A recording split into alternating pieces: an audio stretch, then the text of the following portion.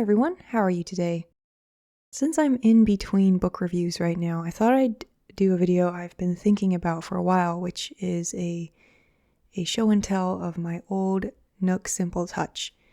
This was the e-reader that Barnes & Noble put out, I want to say about 10 years ago, 2011, I think. When you turn it on, it has this little splash screen that comes on. In this case and stuff I bought separately. It didn't come with this, but one thing I did love about this e-reader was the size. It's about 6 inches diagonally, so it's just a good kind of a almost pocket-sized paperback size. And it gives you some desktop sort of wallpapers you can use. Now you will notice a lot of ghosting, so like residual images on the screen. And the reason for that is these older e-ink e-readers did suffer a lot from ghosting. It didn't bother me too much, and honestly it wasn't really that interrupting, but you will see that as we go along. So here is the home screen. Looks like I have a book by Joseph Conrad on my last reading. One of the things I really didn't like about the Nook is this home page always had these ads. And I get that they wanted to really sell their Nook books and stuff, but I never enjoyed the fact that most of the home page is ads. But anyway, so yeah, you can go to the book you last read, or there's a tiny little button in the top left corner, and I don't even know if it'll show up. That'll take you to where you left off. I'm just going to go to the library here. So I got this, like I said, I think in 2011, summer 2011, and I really enjoyed using this. I ended up putting a lot of ebooks from Project Gutenberg on here. I didn't really buy the Nook books. It was just a lot more affordable, and since I was reading a lot of classic literature, just getting it from Project Gutenberg was the way to go.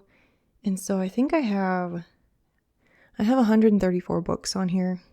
Some of them are promotional copies from Barnes & Noble, but most of them are from Project Gutenberg. So we've got, let's see if this will show up. We've got Moore's Utopia, which I did read, and I didn't like that one very much. I have a copy of The Divine Comedy. I never read it on here. Hans Christian Andersen's Fairy Tales, Beowulf, I did read that. A Journey in Other Worlds by John Jacob Astor. That's one of those lesser known classics that I thought might be interesting. I'm not even sure if it qualifies as a classic, but it was one of those Gutenberg things. What else? Peter Pan. I don't think I read that one either on here. You know what? Let me go to my bookshelf where I have the ones that I read. Shelves. Oh, that's files. Shelves. Have read. So I read about 65 books on the Nook. Let's see. I see Wizard of Oz. An Antarctic Mystery by Jules Verne, An Occurrence at Owl Creek Bridge by Ambrose Bierce, Dracula's Guest. So Dracula's Guest is one of those, it's a collection of short stories that has, like, they're all creepy short stories, but only one of them is about Dracula. So, I mean, this interface is a little, I think most people would think it's clunky, but I honestly kind of like the slower pace. The only thing is it's a little bit slower than if you were using a real book, I think. Some parts of it are faster, obviously, like if you're searching for something, but I think in general there's a slight lag that is just a bit behind a physical book. So let's see if I have any notes and highlights. Okay, I don't have any in this book. So one thing I did enjoy about this is trying to think about how to go back. I think I have to click this button here.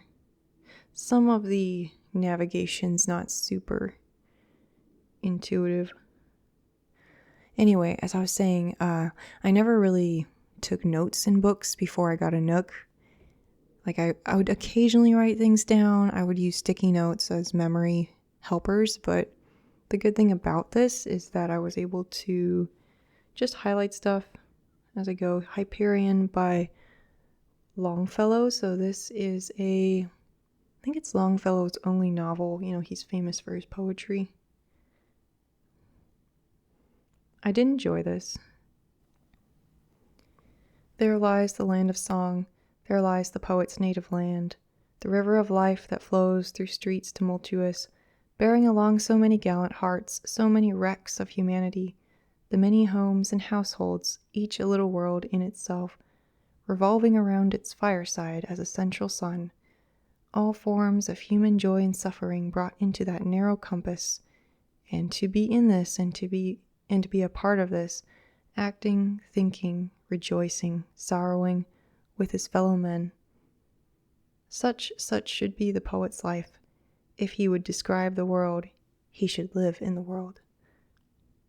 So yeah, this, as you might imagine, is got plenty of poetry or poetic writing. No, it was a surprisingly good quote for a random quote. I did not script any of this. We are just winging it here. Let me go back to the library. The First Men in the Moon. I think I actually listened to an audiobook for that one. Maybe I read part of it too. The Stark Monroe Letters by Arthur Conan Doyle. I don't even remember that one very well. I think it's one of his pre-Holmesian books. I'm actually not sure. Huh. The Sorrows of Young Werther. I did not like this book. Oh boy, 2 pages of notes and highlights. I don't think it shows you which ones are notes and which ones are highlights. So that's not as good as some of the more modern apps or whatever that show you the difference. Let's see what I said about this one. Ha! What did it say? Solitude in this terrestrial paradise is a genial balm to my mind, and the young spring cheers with its bounteous promises my oftentimes misgiving heart. Every tree, every bush is full of flowers, and one might wish himself transformed into a butterfly to float about in this ocean of perfume and find his whole existence in it. Okay, so apparently me reading this at the time, I guess I found it too flowery or something. I kind of like it now. What else here? Ugh. Okay, I didn't like Charlotte either. So yeah, sometimes I just put my reactions in here. Going on. So, Notes on Life and Letters by Joseph Conrad, pretty good memoir. The Communist Manifesto. Yes. Some highlights. In proportion as the exploitation of one individual by another is put an end to, the exploitation of one nation by another will also be put an end to. The charges against communism made from a religious, a philosophical, and generally from an ideological standpoint are not deserving of serious examination. Ooh, I highlighted a bunch of stuff for such a short book. Okay, well, we'll get out of here for now. I think that's a bit... I try to stay away from politics. Okay, see, I do forget sometimes the navigation here, so to remember. All right, so Notes from the Underground. Dostoevsky, Orthodoxy, Chesterton, Rip Van Winkle, Washington Irving, some Kafka, of course, some Chekhov, The Kiss and Other Stories. Okay, so The Prairie. So The Prairie was a book I read for a college course, and it was nice having it in this portable format. I didn't really like The Prairie. I think Cooper is very difficult to read, honestly, very tedious. I was just talking to someone today about some of these older books, and they recommended listening to an audiobook for The Last of the Mohicans. So there's probably something to that, I think. If you're finding it hard to slog through some of this really heavy prose, then audiobooks may be the way to go. Some more Conrad, Jules Verne. Democratic Ideals and Reality by Sir Halford John Mackinder, when I started my political science phase. Some more Arthur Conan Doyle, Fathers and Sons by, I never could say his name right, so I won't say it, but you know this one, Fathers and Sons, Russian classic. I would highly recommend Fathers and Sons. It's very readable. I think this is the Garnett translation. So the only problem with some of these old translations is the vocabulary is perhaps not from 1800s Russia, but I enjoyed this a lot. I would definitely recommend that one. The story shines through the translation. So here's South, Shackleton. This is the one I read, The Trial by Franz Kafka. Reading things like South and The Trial on an e-reader is a surreal experience because these are not only kind of longish books, well, maybe not longer than other books, but the style they're written in is so repetitive and it feels kind of endless, and then you're on a digital format, so it's just a very interesting experience. Here's our first quote. He shouted in anger, but it was also the scream of one who sees another fall and shocked, and without thinking, screams against his own will. That's Kafka for you. Alright, how about just one more from Kafka? Only the highest judge can do that in the court that's quite out of reach for you, for me, and for all of us. We don't know how things look there, and incidentally, we don't want to know. Yep. C'est la vie.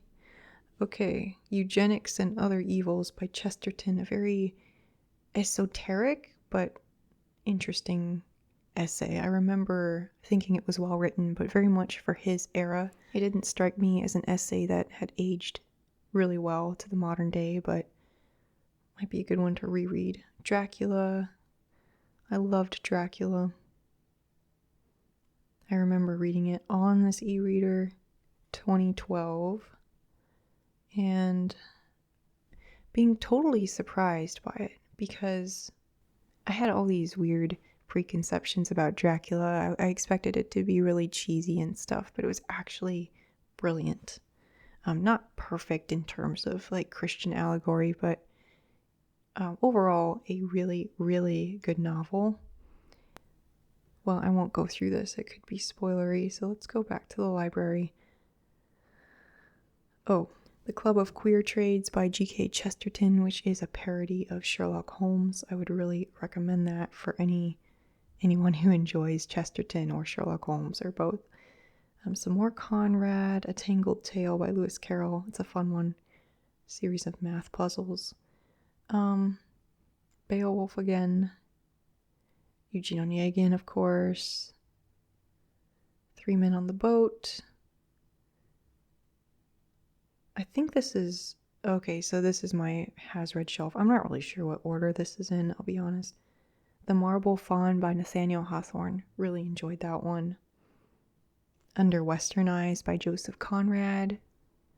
Superb book. Wordsworth poems. A Wonder Book for Boys and Girls, which is a retelling of some Greek myths by Nathaniel Hawthorne. More Wordsworth poems. Round the Red Lamp by Sir Arthur Conan Doyle, I would definitely recommend. It's a bunch of stories about doctors and also just weird stories from Sir Arthur Conan Doyle's day. The Heir of Red Cliff by Charlotte Mary Young. She was a bestseller in her day. Some of you may know that she was mentioned in Little Women, specifically this book, The Heir of Red Cliff. So I did read it, and it's a strange novel to us today because it's very religiously framed. It's highly Anglican, and I happen to come from an Anglican background, so some of that was not lost on me, but I still think it's so far removed. I think another book that's similar would be Shirley by Charlotte Bronte, both very well steeped in the religious culture of the 1800s England. I think it's fascinating, but the story itself, not as well written as Little Women, I'll be honest, and it's more culturally interesting than anything, but that's my thoughts on The Heir of Red Cliff. It's one of those I plan to reread and maybe go into it a bit more in detail. All right, last one here is just The Vindication of the Rights of Woman by Wollstonecraft. I actually really liked this book. I read it as part of a read-along on Blogger and got a lot out of it, discussing it with other women, and I definitely think it's a good book club type of book. So yeah, looks like that's the end of the Has Reads. I stopped using this Nook when I started using my tablet. Basically with this, at least the way I was doing it, getting the books from Project Gutenberg, pretty much have to download the books using a cable, whereas with my tablet I can just quickly download things over Wi-Fi. Yeah, it still works fine, as you can see. I like the hardware overall, and I think this is much easier on the eyes than a regular tablet. So all in all, I still like this device, and I imagine the newer ones are even better, but I just haven't used it as much anymore, both because tablet is faster to get books onto, and also I can get library books on my tablet using the Overdrive app, and I don't think this supports any kind of apps like that. So that's my Nook Simple Touch. Let me know in the comments if you use e-readers. What's been your experiences with them? Thanks for watching. Please like the video if you enjoyed it, and I'll see you next time.